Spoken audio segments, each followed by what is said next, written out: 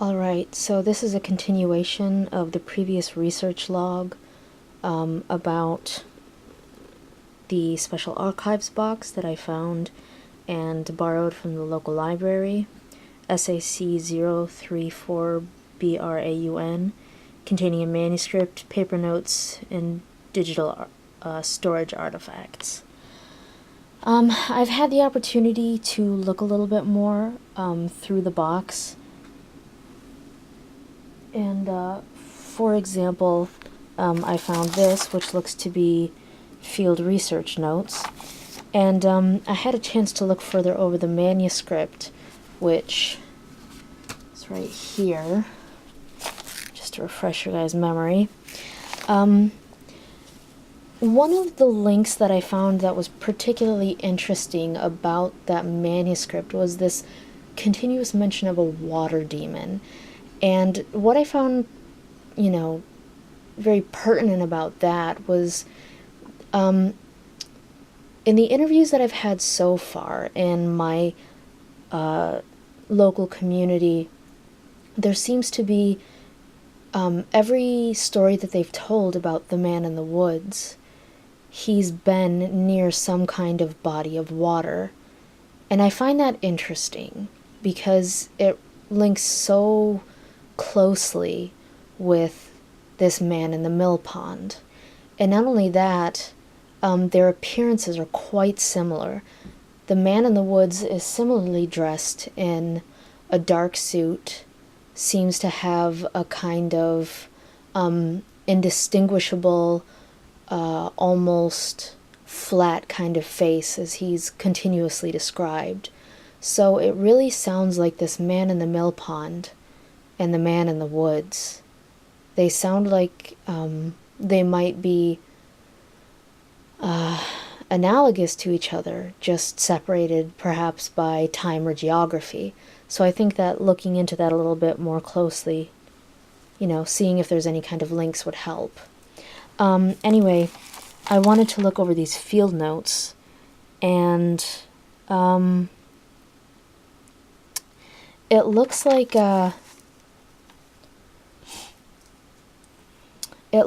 these are it actually looks like a conversation analysis, to be quite honest.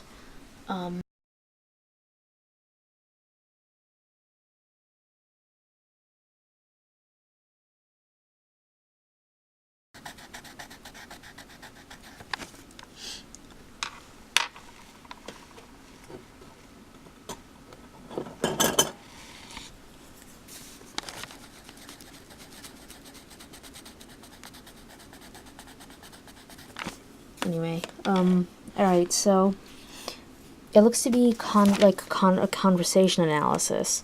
They're labeled as field notes, so I imagine that this was actually an interview that these two people, Marcia Rabinovich and John Dooley, held with these participants, who are Jonah Ashcroft, a male, age 30, bartender, and Sylvia O'Donnell, who is a 25-year-old female housewife.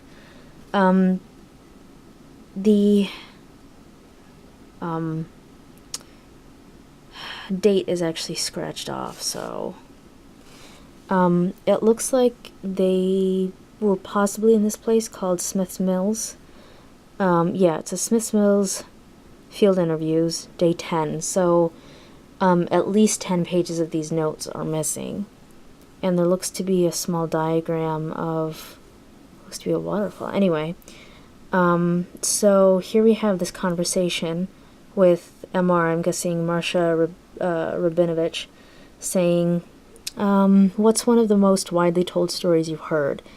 JA answering, stories like gossip, or more like scary stories you told each other as kids? Oh gosh, there's so many. Well, pretty much everyone around here knows about the Mill Pond Man. Oh my, I had forgotten about him. Right, he's supposedly down by Smith's Mill. Next to the town hotel. Oh, I see. So this is that mill that they're talking about. The hotel is off to the side. Alright, and continuing on, it says, and what does he do? Oh, well, I guess he's just sort of a bad person. I heard when I was young he killed some kids. People in town, they tried running him out, but once they hunted him down, he was in the mill pond. He drowned? Nah, he ain't drowned. He was standing at the bottom of the mill pond, looking up at everybody looking down. That pond's 7, 8 feet deep, and he just standing at the bottom. Story goes you hear him down there on calm nights. Now, isn't that you hear kids crying? Maybe stories told different, depends on who you talk to. Where'd he come from? Continuing on with the notes, page 2. It says, nobody knows.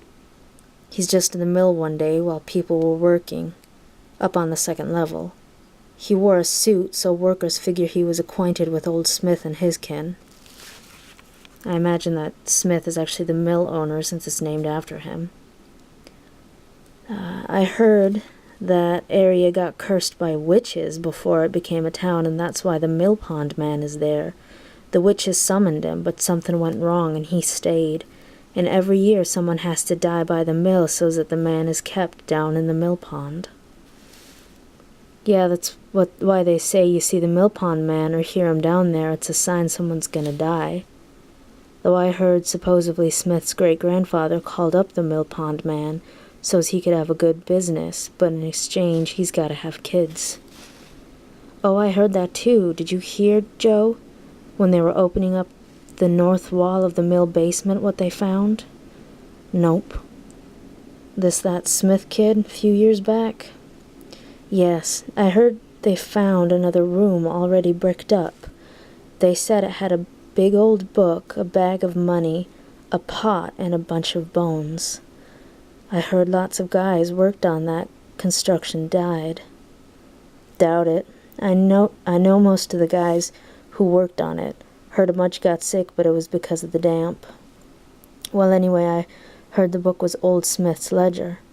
It had the mill profits, but it also had its debits. A list of the names of kids who went missing, written in red and crossed off. And up here we've got, looks to be the shape of a man. In slanted perspective, looks like he's above somebody. It says witches, who and where. And it looks like it continues on in this. It says, they say there was jars of things like hair, teeth from the kids. The Smith kid, he didn't want anyone to know, so he shut the project down and closed the mill. I heard he closed it because he ran out of money. And him in some place like Trinidad, no, he wanted to leave the whole mess behind. Plus that way he couldn't answer questions. And it looks like the interview ends there. It's just a bunch of random notes. Looks like some personal notes from the researcher. It says still can't sleep in room 2B. Sounds like Sink possessed. Sink is singing, chanting. Where does the drain lead? Made an audio recording. Professor Braunmuller will take it out of my head, but now I have proof. It's 3 o'clock. Woke up again, someone on outer stairs. 3:20, standing outside my room, but Sink no longer possessed. 30, can't take this, going to M's room. Up here, it looks like there's further notes. Note, on further questioning, the participants said the old mill building still stands. And ask if possible to enter old mill to contact, they're told to contact the town barn supervisor. Hours for the town barn. Alright. Smith's Mills. I'll have to see if that's still a place.